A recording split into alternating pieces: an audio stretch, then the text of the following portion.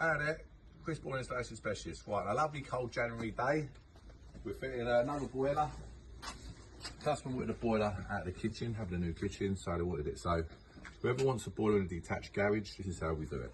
So, boiler's just elbowed high level in the kitchen.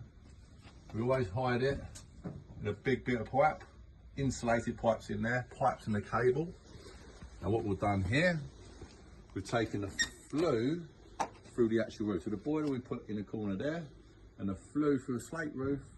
So we just put the vertical flue straight through the roof rather than coming out here, because obviously patio area, etc. When you're having a meal in the summertime, the heating might be on, but the hot water will, so you don't want that burnt kerosene affecting you when you're having a bit of lunch or whatnot.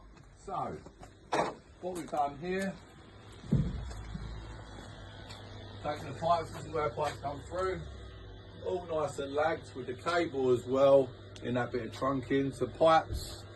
And what was important was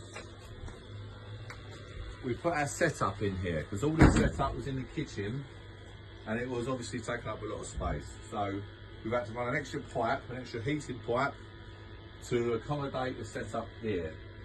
So we've got the pump here, obviously boiler, flue, all nicely clipped, straight through the roof, heating pipe to go around the radiators, hot water pipe to go around the hot water cylinder.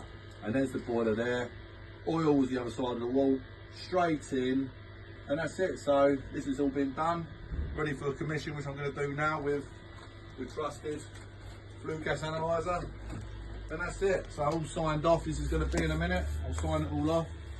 Customer have all the certification on email, and on to the next one.